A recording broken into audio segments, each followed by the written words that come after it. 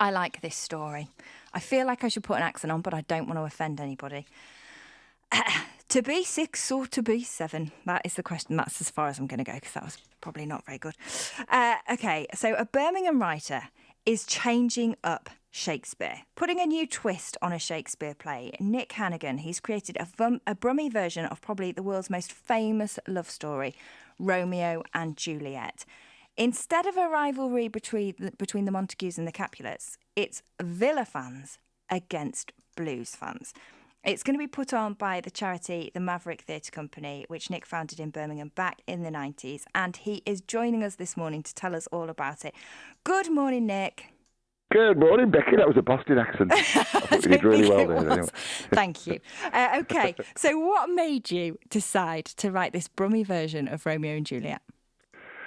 Well, I suppose it's because I'm a Brummie, really, and I went to school in Birmingham and I left school at 15. I didn't have any sort of qualifications. So later on, when I started adapting Shakespeare, by accident, really, to be honest, because we started the Maverick Theatre Company at the Billesley pub back in the 90s, and we were there for about 10 years putting plays on for people who didn't go and see plays, which was my background, really.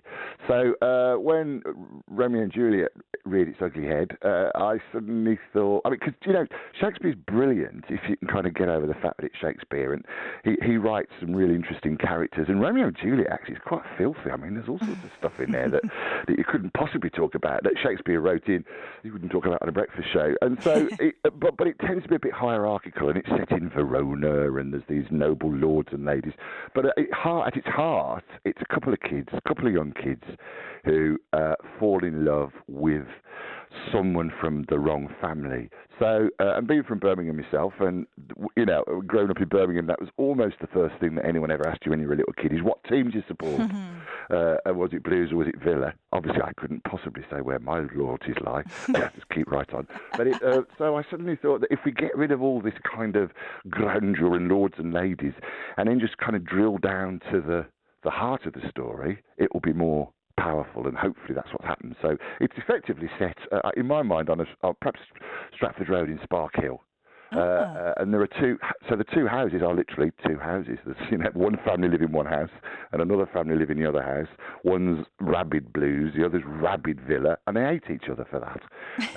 But the kids don't, and the kids don't actually realise that they're falling in love with someone who their parents sort of hate. It doesn't end well, I have to say.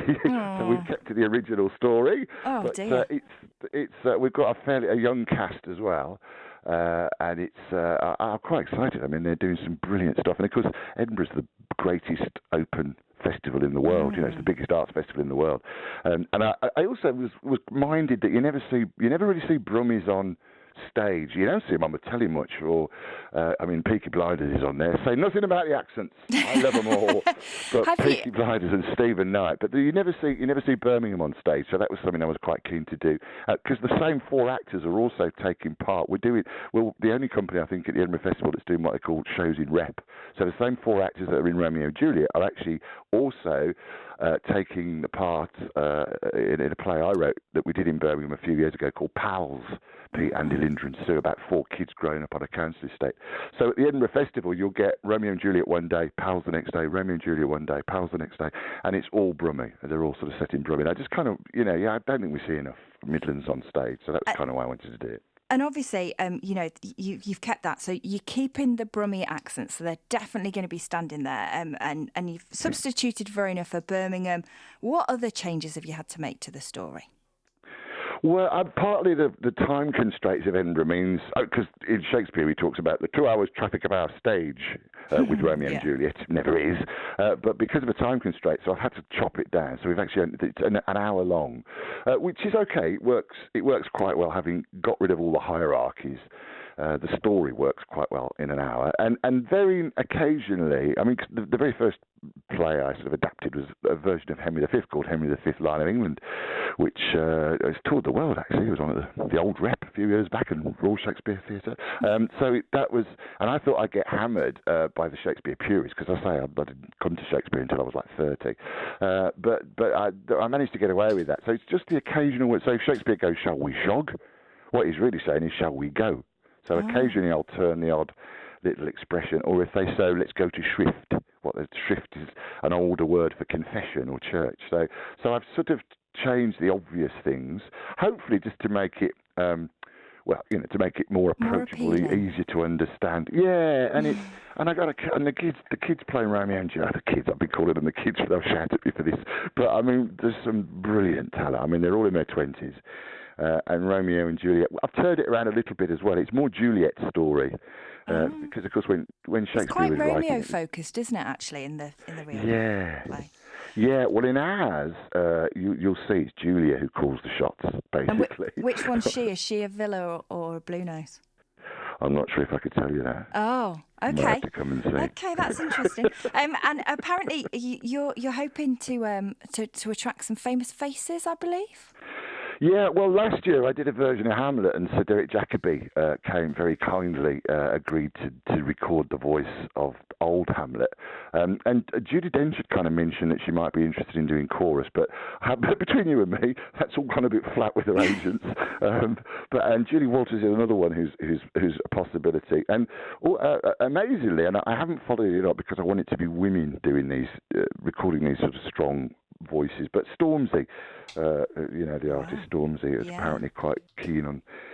It's something that Maverick's sort of been starting to get known for. I mean, we were virulently sort of regionalist and stuck in the Midlands, and now we're not quite so much because we're rehearsing this in London. Exactly, we were supposed to be doing it at shop front actually in King's Heath, but that fell through. So we're doing it in London, so the Brummie actors have had to move down here. They're all right though. Don't worry, Mum and Dad. They're all right. I'm sure you're looking after. She's learning. Yeah. So it was people like Derek Jacobi, and Ken Branagh was very. Sort of Kenneth Branagh and Campbell Askew, the Renaissance Theatre Company, they were very helpful when I started to do Maverick, because I'd say I wanted to do theatre for people that didn't go to theatre, which was my background, on our estate. No one ever went to the theatre because no one ever asked us. And then, fortunately, I sort of ended up working on radio, actually, at BRMB, and then at WM. Oh, poor old Ed. Anyway, for a while. In the Pebble Mill days, this was, of course, before the mailbox. And I kind of realised, working with a lot of smart, educated people, that the reason no one on our estate ever went to the theatre is that no one ever asked us. And that's really what Maverick Theatre does. The whole thing, everything that Maverick does is about saying, just come and try a play, or come and try writing a short story, or come and try, creating a radio show. So it's sort of all within that. Unfortunately, a lot of the smarter kind of star names get that, and they're quite keen to help us. Well, Nick, thank you so much for chatting to us this morning. It was an absolute delight. I am fully behind anyone who can make Shakespeare more appealing to young people. That is Nick Hennigan from Maverick Theatre. If you want to go along to that, he's going to be at Edinburgh Fringe. Sounds absolutely Boston to me. Well worth going along.